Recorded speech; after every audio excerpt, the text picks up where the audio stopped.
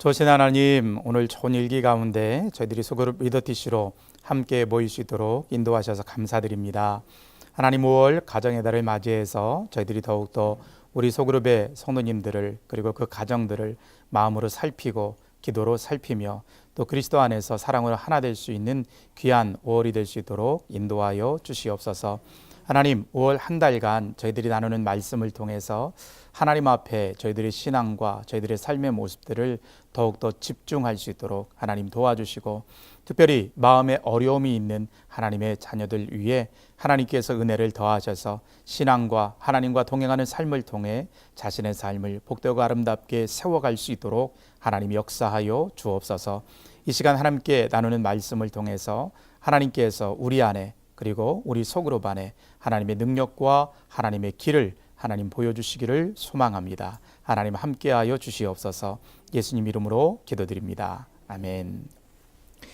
우선 체크리스트 한번 보실까요? 체크리스트 속에 특별히 다른 큰 일은 없고요. 지난주와 비슷하게 우리가 광고가 나가는데 어르신 봄나들이가 이제 그 신청 기간이 거의 다 마감이 되죠. 이제 한 주 정도 남았는데 주변에 한번 살펴보셔서 함께 하실 수 있는 분들은 동참하셔서 즐겁고 유익한 시간 될 수 있도록 그렇게 연락해 주시길 바랍니다. 그리고 소그룹 모임을 마치시고 나서 제게 문자로 보고를 해 주셔야 되는데 속사님들이나 인도자님들이 잘 잊으시는 것 같아요. 그래서 모임을 마치자마자 낮이든 저녁이든 상관없습니다. 제가 이제 문자로 받기 때문에 문자 확인을 해서 모임이 잘 되고 있는지 제가 확인을 해야 돼서 속장님들께 꼭 전달해 주셔서 모임을 마치자마자 그렇게 보고를 하셔서 우리가 소그룹 모임 보고가 누락되지 않도록 그렇게 해주셨으면 좋겠어요. 그리고 또 인도자 보고서를 제가 보기는 하는데 그것들은 이제 성도님들 삶에 어떤 일들이 있는가 그 점을 제가 주로 보고요. 그리고 모임에 대한 내용들은 소그룹 모임 보고를 통해서 제가 확인하기 때문에 인도자님들도 그리고 속사님들도 그런 부분에 있어서 조금 더 마음을 기울여 주셨으면 좋겠습니다. 다른 내용들은 TC 체크리스트 한번 참고하셔서 보셨으면 좋겠습니다. 자, 그럼 바로 금주 함께 나눌 말씀을 좀 저희가 보겠는데요. 오늘은 소그룹 교재 2019년도 9강입니다. 9강의 제목은 함께 읽어볼까요? 해를 보며 산다는 것은 기쁜 일입니다. 본문의 말씀은 로마서 8장의 말씀을 저희가 주제로 해서 함께 나누는데 한번 저와 같이 한 절씩 읽어보겠습니다. 육신에 있는 자는 하나님을 기쁘시게 할 수 없느니라.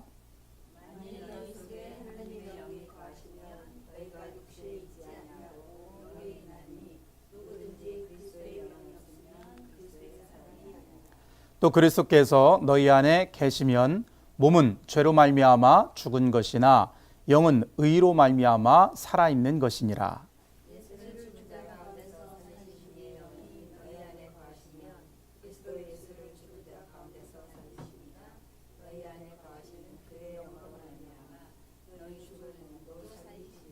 아멘. 로마서의 말씀은 이제 크게 두 부분으로 나뉠 수 있다고 우리가 배웠죠. 첫 번째 부분은 복음에 대한 이제 내용으로서 사람들에게 로마 교인들에게 복음이 무엇인가를 이제 신학적인 입장에서 사도 바울이 잘 가르치는 내용이고, 후반부의 내용은 그 복음을 통해서 우리가 어떻게 구체적으로 인생을 살 것인가 이 점에 대해서 이야기한다고 했죠. 특별히 로마서 8장에는 우리가 읽은 것처럼 우리가 그리스도 안에 있으면 우리의 육신은 죄로 말미암아 죽게 되지만 우리의 영혼은 분명히 살아있는 존재라는 사실, 그리고 복음 안에 살아가면 그리스도의 영이 우리 안에 함께 계신다는 사실을 바울은 로마 성도들에게 지금 말해주고 있습니다. 이 본문의 말씀을 우리가 토대로 해서 해를 바라보며 사는 인생은 기쁜 일입니다. 이 제목을 함께 나눌 건데요. 자, 이제 여는 질문으로 우리가 들어가 볼까요? 스크린이 잘 보이지 않으시면 교재를 한번 잘 보셨으면 좋겠어요. 자, 연관성 있는 단어끼리 연결지어 보세요. 자, 왼쪽과 오른쪽에 단어들이 어떤 문장이나 단어들이 적혀 있는데 연관성 있는 것끼리 한번 줄을 그어 보겠습니다. 가장 어린 나이에 회심하게 하소서. 오른쪽에 어떤 단어와 연결될까요? 가장 어린 나이에 회심하게 하소서. 우리 교회가 우리 자녀 세대를 위해 특별히 어린아이들을 위해 기도하는 기도의 제목이죠. 그래서 성광교회와 이렇게 어린 나이에 회심하게 하소서 연결 지을 수 있겠죠. 자, 두 번째, 자연적인 회심론이라는 단어가 등장합니다. 조금 어려운 단어인데, 자연적인 회심론, 이게 무슨 얘기일까요? 자연적인 회심론. 부모님이 그리스도인이면 아이들도 그 가정에서 자라면 자연적으로 그리스도인이 된다는 얘기죠. 그걸 막으로 지금 목사님께서는 우리 한국교회의 어떤 위기 상황이다, 그렇게 보고 계십니다. 왜 그럴까요? 예수 그리스도는 개인과 개인의 인격적인 관계죠. 부모님이 좋은 그리스도인이라고 해서 자녀가 자연적으로 그리스도인이 되는 것은 아닙니다. 이것은 뭐 어떤 학문적인 연구보다도 우리의 실제 삶을 통해서 너무나 오랜 시간 동안 증명돼 왔죠. 자연적으로 우리의 자녀 세대가 또는 우리 그리스도인들이 회심한다는 것은 있을 수 없는 일이죠. 그러나 그러한 것들을 은연중에 받아들이는 사람들이 많다는 거죠. 그래서 오늘날 우리 한국교회가 저런 생각과 가치가 있다면 위기 가운데 놓인 것이 아닌가라고 생각할 수 있다는 거죠. 자, 세 번째 단어는 뭐죠? 사람이 꽃보다 아름답다. 자, 아름다운 모습을 한번 찾아보시죠. 예, 우리 두 명의 아이들 너무나 예쁘게 미소 짓고 있는 우리 아이들을 볼 수 있죠. 자, 기독교 가정의 자녀들이라는 단어가 있는데 어떤 오른쪽의 단어와 연결 지을 수 있을까요? 그렇죠, 모태신앙. 예. 최근에는 우리 교회도 그렇고요. 전혀 하나님 없이 그렇게 자기의 삶을 살다가 주님 앞으로 돌아와서 회심하고 믿음으로 사는 사람의 비율보다 뭐 3대, 4대 그런 믿음의 가정 또는 부모님이 신앙생활을 하기 때문에 신앙생활을 하는 사람들의 비율이 굉장히 높아진 것 같아요. 그런 것을 보면서 우리가 어떻게 그리스도인으로서 삶을 살아야 될 것인가, 그런 점을 조금 더 생각할 수 있겠고요. 자, 마지막 단어입니다. 마음을 돌이켜 하나님께로 향함. 예, 마음을 돌이켜 하나님께로 향함. 자, 회심이라는 단어와 연결지어지죠.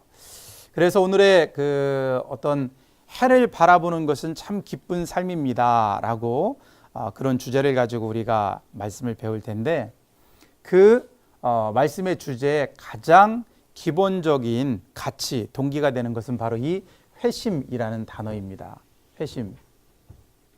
마음을 돌이켜서 자기의 삶의 태도를 고치고 삶의 가치를 새롭게 하고 특별히 하나님의 뜻과 하나님의 소망과 비전과 하나님께서 말씀하시는 하나님의 말씀을 따라 살아가는 인생, 그러한 삶이 바로 우리는 회심한 삶이라고 우리가 이야기하죠.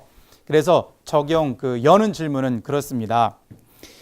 우리들도 개인적으로 인격적으로 주님을 만난 경험들이 다 있죠.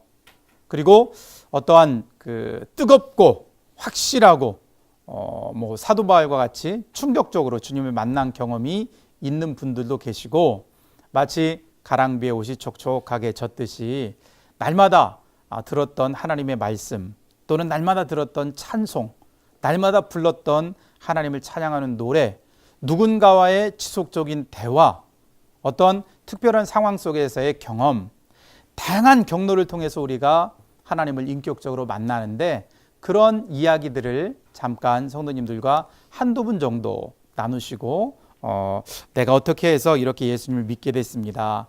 그리고 어떻게 우리 교회에서 신앙생활을 하게 됐습니다. 그런 이야기도 괜찮을 것 같아요. 내가 어떻게 우리 성광교회에서 신앙생활을 하게 되었는가, 그런 이야기도 함께 나누시면서 회심이라는 주제를 우리가 생각하면서 이번 말씀을 열어갔으면 좋겠습니다.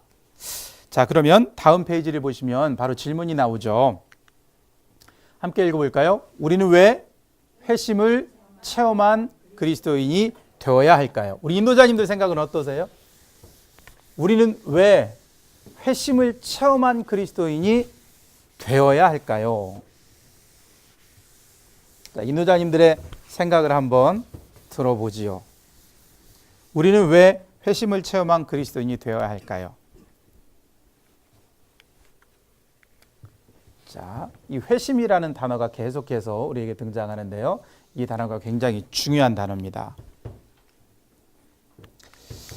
오늘날 보면 교회들이 일반적인 사람들에게 여러 가지 다양한 오해를 사기도 하지만 실제로 교회가 왜 그랬을까? 저러면 안 됐을 텐데 하는 마음이 드는 사건들, 그리고 또 우리 주변에 그런 그리스도인들이 간혹 있습니다. 저 사람은 교회에서 장로님인데, 때로는 저분은 목회자인데, 저분은 권사님인데, 저분은 귀하게 사역하는 장로님 또는 성도님인데 왜 그런 행동을 했을까 하고 우리들에게 굉장히 큰 의문점을 자아내게 하는 분들이 있어요. 돈에 엮인 문제라든지 또는 이성에 엮인 문제라든지 또는 어떤 힘, 권력, 자리, 지위 이런 것들에 엮인 문제라든지 그런 것들로 인해서 우리를 실망시키는 분들이 종종 계십니다. 왜 그럴까요? 마음과 생각이 하나님께 있는 것이 아니라 우리가 지금 계속해서 이야기하는 단어로 따지자면 마음을 주님께 돌이킨 그런 분이 아니라 여전히 세상 가운데 마음을 두고 살기 때문에 그런 일들이 우리에게 많이 생겨나죠. 우리가 회심을 체험한 그리스도인이 되어야 하는 이유 그런 것들을 우리의 실제 생활 속에서 일어나는 그런 일들을 생각하면서 우리가 한번 생각해 봤으면 좋겠습니다. 자, 한번 성경을 같이 읽어볼까요? 로마서 8장 9절입니다. 만일 너희 속에 하나님의 영이 거하시면 너희가 육신에 있지 아니하고 영에 있나니 누구든지 그리스도의 영이 없으면 그리스도의 사람이 아니니라. 자, 이 말을 거꾸로 한번 읽어볼까요? 너희 속에 하나님의 영이 거하지 아니하면 너희가 육신 안에 있다. 이렇게 우리가 이 말씀을 단어를 바꾸면 할 수 있겠죠. 누구든지 그리스도의 영이 없으면 그리스도의 사람이 아니라. 우리가 일상생활 속에서 그리고 우리 사회 속에서 교회 공동체가 많은 사람들에게 어려운 마음을 겪게 하고 어떻게 저런 모습 속에서 하나님을 발견할 수 있을까? 저런 모습을 통해서 어떻게 우리가 전도할 수 있을까? 이런 마음을 갖게 하는 이유는 아주 분명합니다. 하나님의 영이 그 안에 역사하지 않기 때문입니다. 하나님의 영이 역사하지 않는다는 것은 회심한 상태가 아니라 세상을 향해 다시 회심한, 세상의 것을 좇는 그런 인생이라고는 우리가 생각할 수밖에 없죠. 이러한 인생은 크게 자신의 어떤 지금 이 땅의 삶과 그리고 또 영원한 하나님의 나라를 바라보지 못하고 또 나 개인만 생각하고 내 주변의 사람들에 대해서는 생각하지 못하는 숲을 이루는 인생이 아니라 너무 작은 자신의 욕심에만 바로 코앞에 있는 일에만 삶에 어떤 초점을 맞추는 사람이라 그렇게 생각할 수 있겠죠. 그래서 인생을 바라보는 성경의 관점을 우리가 이해하는 것이 굉장히 중요합니다. 자, 성경은 우리들에게, 로마서는 우리들에게 육을 따르는 인생은 어떤 생각을 한다고요? 육의 생각을. 반대로 영을 따르는 인생은 영의 생각을 하면서 살아가게 된다는 거죠. 우리 스스로를 점검하고 우리 스스로가 지금 예수 그리스도 앞에 온전히 회심하고 그 상태를 잘 유지하고 있는가? 아니면 다시 세상을 향해 회심해버린 사람인가? 어떻게 우리 자신을 잘 바라볼 수 있을까요? 우리의 생각을 잘 살펴보면 돼요. 다른 사람의 생각은 우리가 알 수 없습니다. 그러나 우리 자신의 생각은 우리가 너무나 잘 알고 있죠. 내가 하루 온종일 육의 생각을 하고 있는가? 영의 생각을 하고 있는가?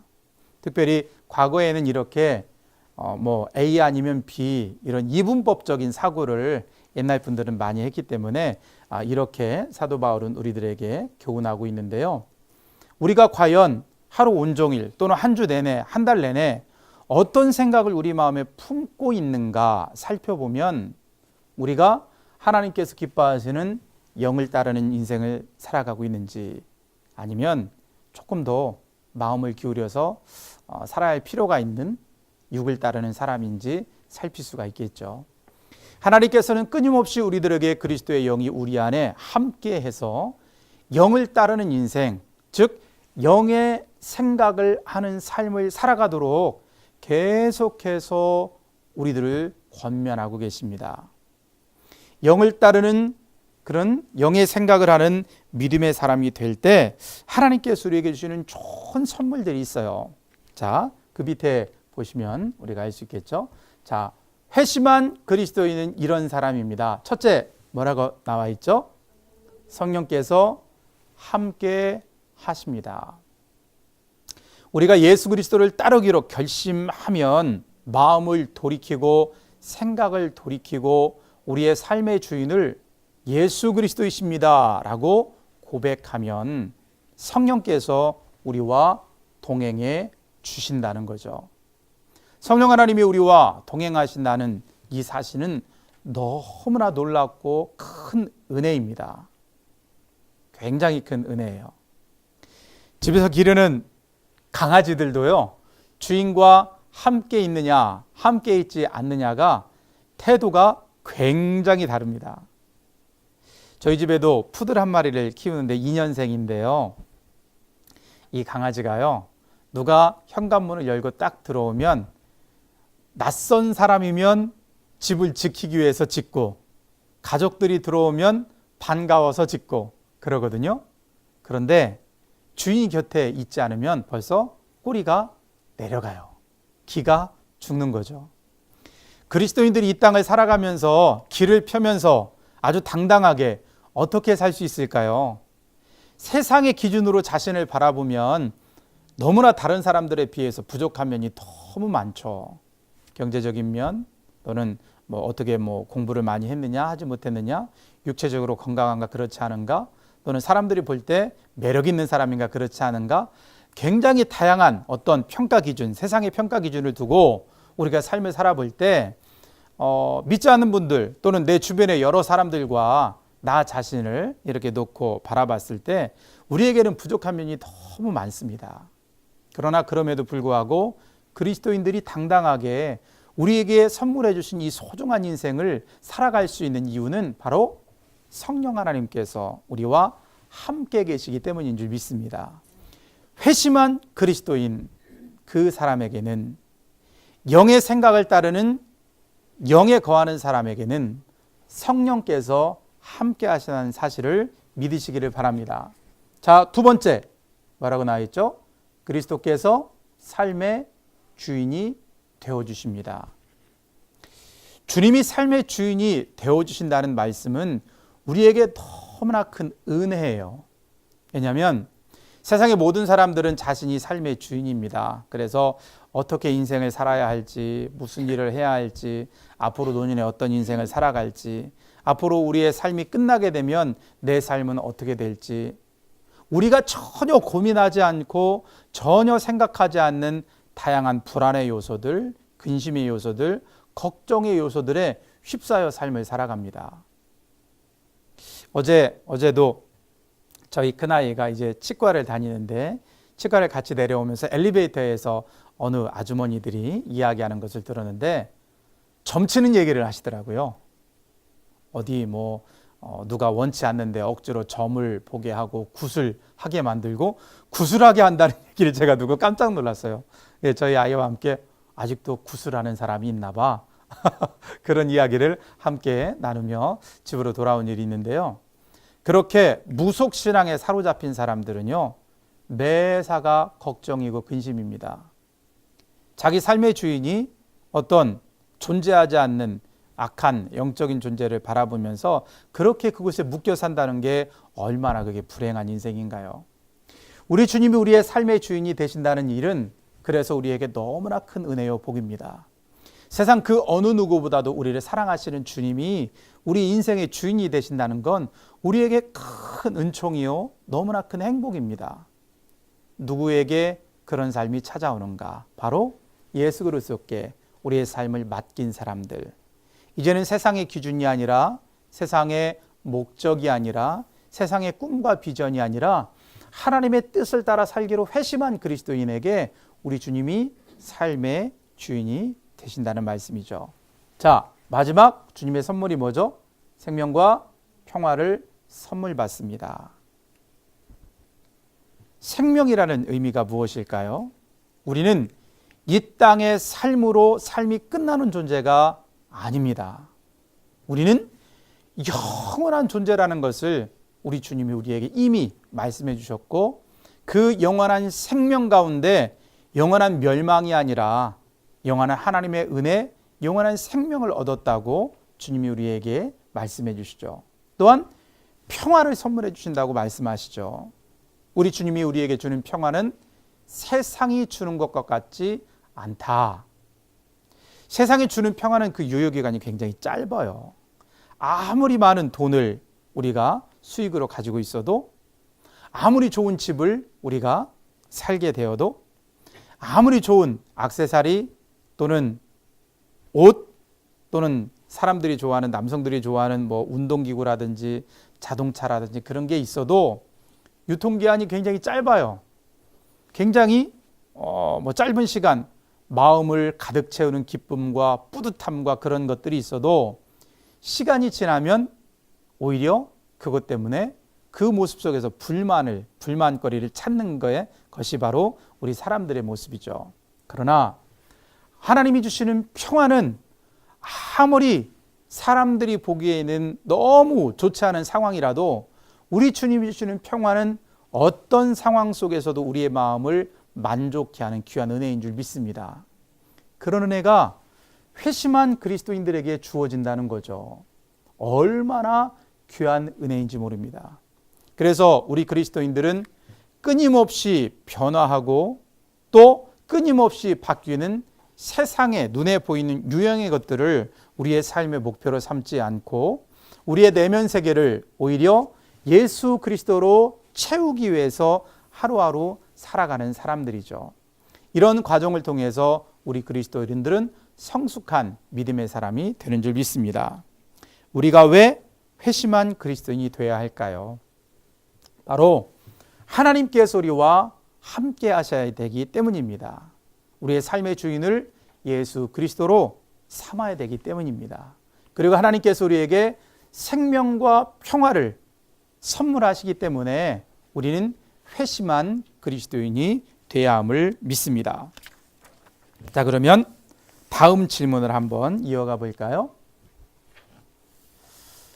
어떤 사람이 인생의 밝은 면을 보면서 살아갈까요? 앞서 우리가 이야기했던 것처럼 회심한 그리스도인이 인생의 밝은 면을 보면서 살아가게 됩니다. 이제 그 회심한 그리스도인에 대해서 다른 시각으로 바라보게 되는데요. 자, 첫 번째, 어떤 사람들이라고 이야기하나요? 행복한 경험이 많은 사람들이 삶의 밝은 면을 보게 된다고 이야기합니다. 사람들은 저마다 다 이제 다른 성품을 가지고 살아가죠.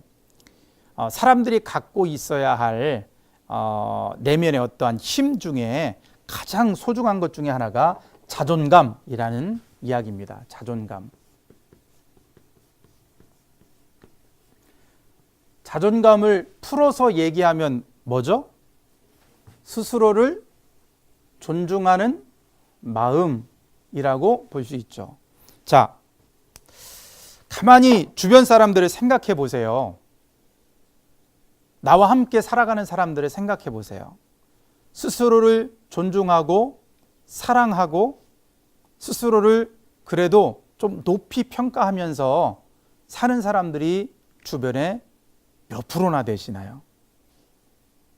그냥 어떤 일정한 관계, 여기까지 이런 분들 말고 정말 친밀하게 지내는 그런 분들 중에 자기 스스로를 사랑하면서 그렇게 사랑하는 사람들이 과연 얼마나 될까? 어떤 사람은 외모 때문에 어떤 사람은 어떤 공부한 것 때문에, 어떤 사람은 자기가 가지고 있는 재력 때문에, 어떤 사람은 자녀의 문제로, 굉장히 많은 사람들이 가만히 딱 지켜보면 삶에 행복을 누릴 수 있는 조건들이 많은데도 불구하고 단 한 가지 이유로 불행하게 사는 사람들이 굉장히 많습니다. 자존감이 낮은 분들이죠. 왜 이러한 우리 이웃에, 우리 주변의 이웃들이, 우리와 함께 살아가는 많은 사람들이 낮은 자존감 아래서 살아갈까요? 그것은 어릴 적부터 자라왔던 우리 인생의 경험이 굉장히 큰 요소라고 합니다. 어릴 적에 행복한 기억, 어릴 적에 참 삶이란 너무 좋은 거야, 이런 기억들이 많은 사람들이 스스로를 존중하고 사랑하게 된다는 거죠. 어릴 적에 어떻게 우리는 행복한 기억들을 많이 만들어줄 수 있을까요? 특별히 우리 교회는 우리 유치부 어린이들, 그리고 유초등부 어린이들, 청소년부의 그 학생들이 우리 교회 안에서 행복한 기억을 많이 만들기를 원하는 마음으로 사역하고 있죠. 가정에서도 마찬가지입니다. 가정에서 엄마 아빠가 늘 서로를 사랑하고 아끼고 사랑하는 모습을 보면서 자란 그런 청소년이나 어린이들은 자존감이 높은 편이에요. 그런데 그렇지 않고 엄마 아빠가 서로를 사랑하는 모습이 아닌 미워하고 다투는 모습을 많이 보고 자란 아이들은요, 자존감이 굉장히 떨어진다고 해요.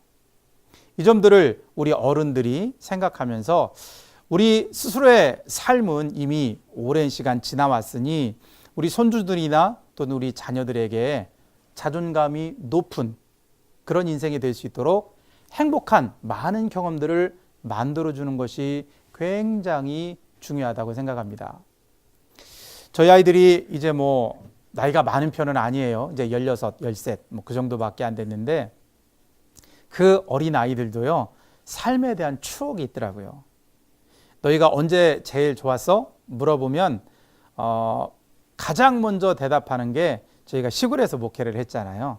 시골에서 목회하면서 거기가 눈이 좀 많이 내리는 지역이라서 눈이 한참 많이 왔을 때 제가 플라스틱 썰매를 두 아이를 태우고서 열심히 끌어줬던 기억, 그 기억을 가장 먼저 떠올리는 것 같아요.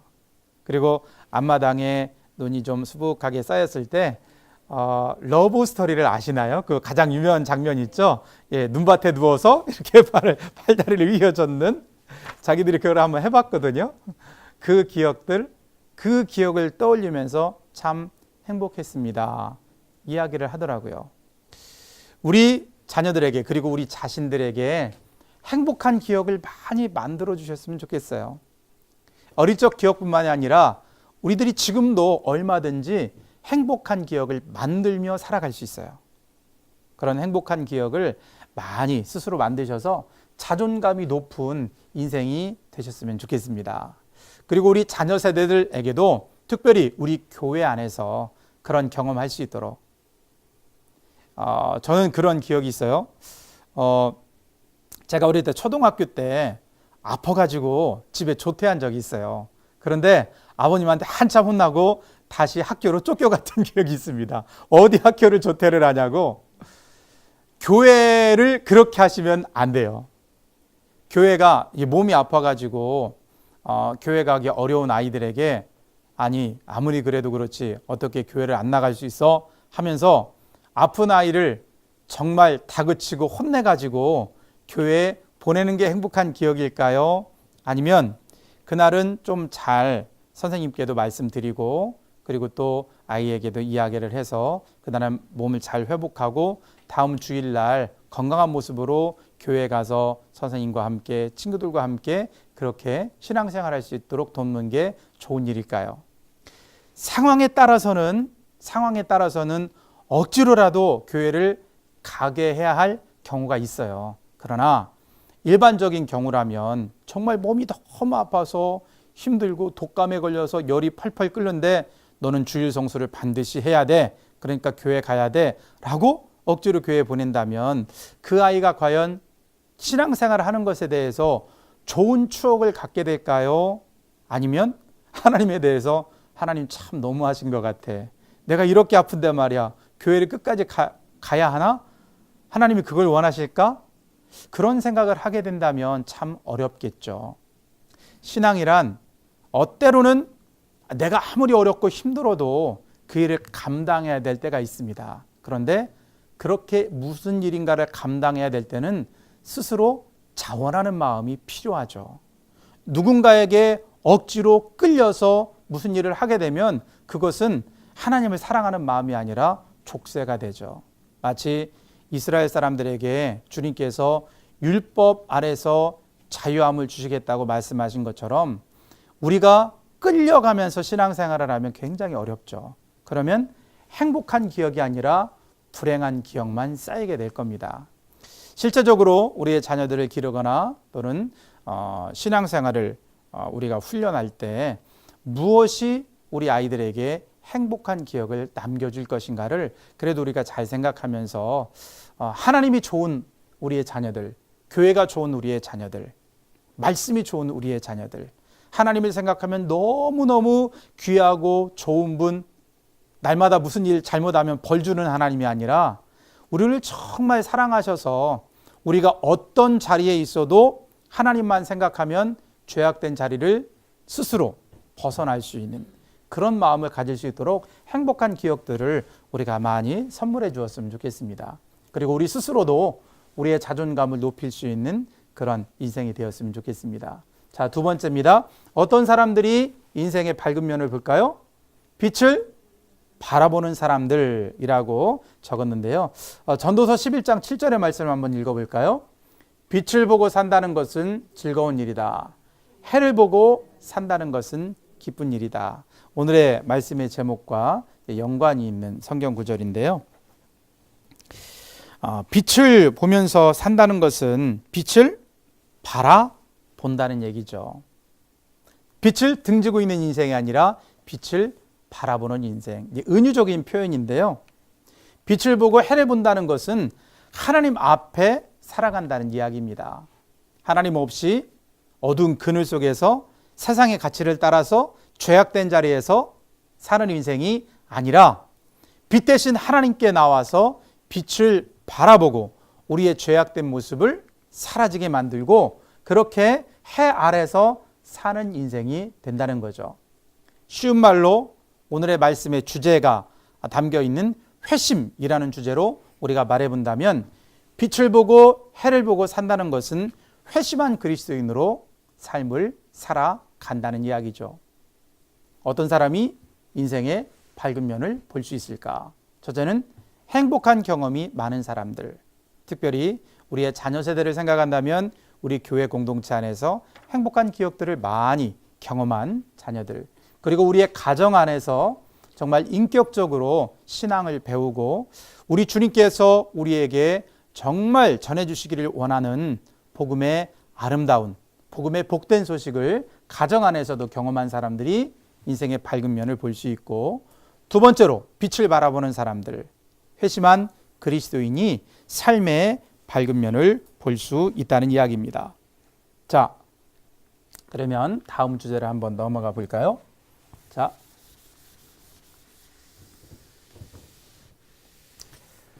다음 주제의 질문은 무엇인가요? 우리의 인생을 즐겁고 복되게 만드는 삶의 태도는 무엇일까요? 자, 가장 처음에 우리가 보았던 단어가 뭐죠? 두 글자로 가장 처음에 우리들이 회심이라는 단어를 우리가 보았습니다. 자, 두 번째로 우리가 삶의 밝은 면을 누가 본다 그랬죠? 행복한 기억을 많이 경험한 사람들이라고 말씀드렸죠? 행복의 경험.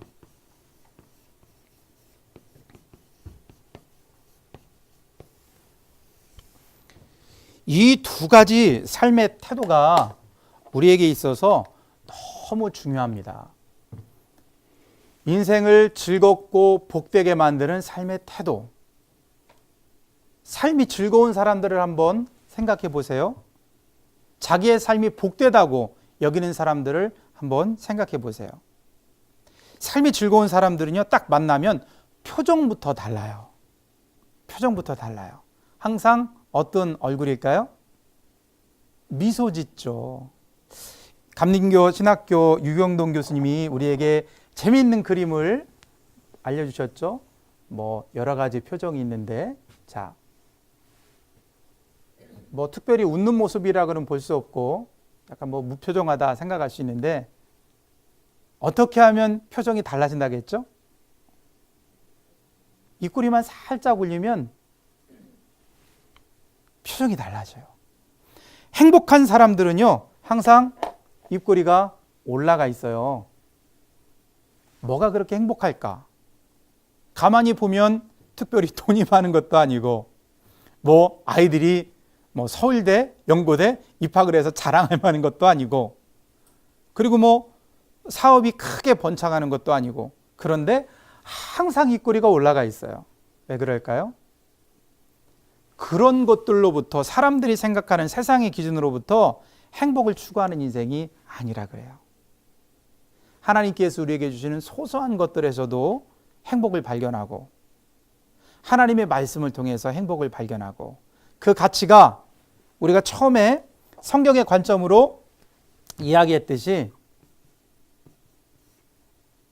세상의 생각이 아니라 영의 생각, 영의 생각을 하는 사람들, 하나님의 관점으로 세상을 바라보는 사람들, 이런 사람들이 행복한 경험에 행복을 느낄 수 있는 그런 조건들이 굉장히 많은 거예요. 그래서 항상 입꼬리가 올라가 있는 인생을 즐겁게 사는 사람들이 될 수 있죠. 그리고 또한 인생을 복되게 만드는 삶의 태도는 회심한 그리스도인이 될 때 우리가 복된 인생을 살아갈 수 있다는 것을 다시 한번 되뇌이게 되죠. 회심한 그리스도인이 되면 세 가지 변화가 일어난다 그랬죠. 첫 번째가 뭐였죠? 성령께서 함께 하시는 것. 두 번째가 뭐였죠? 예수님이 삶의 주인 되시는 것. 세 번째가 뭐였죠? 생명과 평화를 얻는 것. 이것보다 복된 인생이 어디 있겠어요? 회심한 그리스도인, 행복을 경험하면서 살아가는 삶. 이런 삶을 살아가는 사람이 빛 가운데 거하고 하나님 안에 거하고 주님을 바라보는 인생인 줄 믿습니다. 하나님께서는 우리들에게 이러한 선물을 주고 싶어 하세요. 회심한 그리스도인이 받는 선물. 행복한 추억과 기억이 많아서 행복을 많이 경험한 사람들. 똑같은 상황이 있어도 우리들이 얼마나 불만과 불평과 낙심과 어려움을 호소하며 살아가는지 몰라요. 어떨 때 우리의 마음이 그렇게 지금 행복의 조건이 너무나 많은데도 불구하고 불만과 불평과 낙심과 우울과 좌절이 심할까요? 우리의 삶의 관점이 세상에만 맞춰지면, 하나님의 생각이 아니라 세상에만 맞춰지면 우리는 그렇게 우울하고 불행한 삶을 살 수밖에 없어요. 다음 말씀 한번 같이 읽어볼까요? 자, 시편 42편의 말씀입니다. 함께 읽어보겠습니다.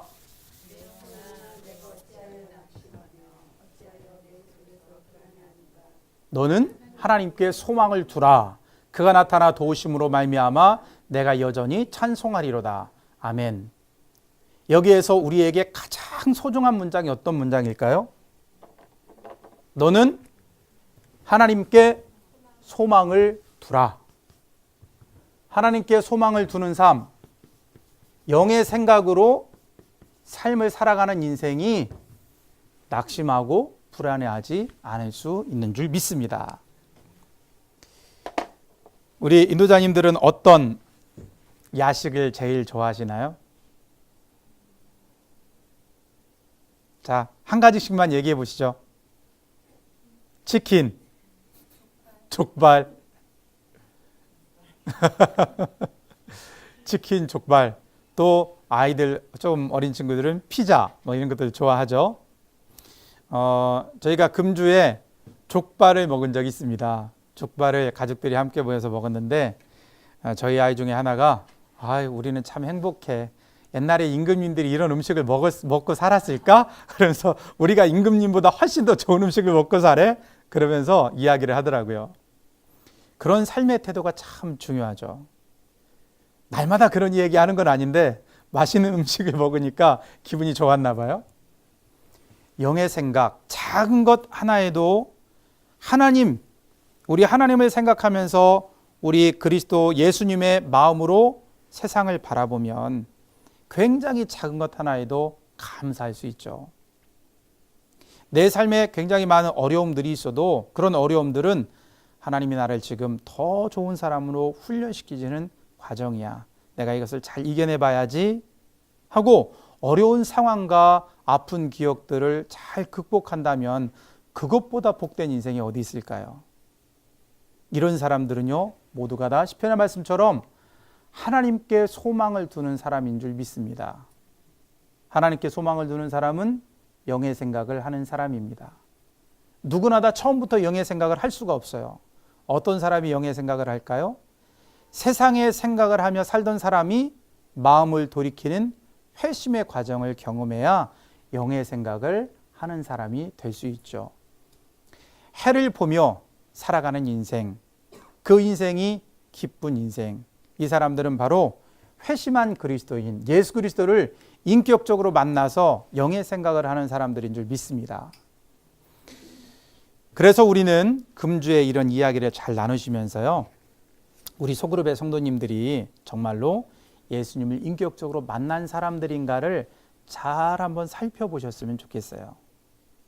놀랍게도 목회자가 되어서도 회심하지 않은 분들이 계시더라고요. 장로님이신데도 권사님이신데도 집사님이신데도 회심, 그 과정을 경험하시고 다시 세상으로 회심하여 세상적인 생각으로 살아가는 분들도 계시더라고요. 한번 잘 우리 소그룹분들을 살펴보시고 만약에 회심 이전의 상태, 세상의 생각으로만 가득 채워져서 인생을 사는 분이 계시다면 그분을 위해서 많이 기도해 주세요. 그리고 예수 그리스도의 마음, 주님의 생각으로 인생을 살아가는 사람이 될 수 있도록 그렇게 함께 신앙생활 해주시고 권면해 주시고 신방이 필요하다면 제게도 말씀해 주셔서 함께 그분의 신앙의 성숙, 오늘 말씀해 주제인 회심한 그리스도인으로서 하나님이 주시는 풍성한 선물을 받아 누리는 그런 인생이 될 수 있도록 함께 힘을 기울여 주셨으면 좋겠습니다. 오늘의 말씀을 이제 나누면은 실제적으로 삶의 큰 어려움 가운데 있는 분들이라면 막막하게 여기실 수 있어요. 도대체 회심이 무엇인가? 스스로 경험해 보지 못한 이 회심의 사건에 대해서 누군가 이야기하고 너무 행복하다고 이야기하고 어려워도 나는 괜찮다고 이야기하면 무슨 저런 이야기를 하는가라고 생각하는 분이 계실 수 있어요.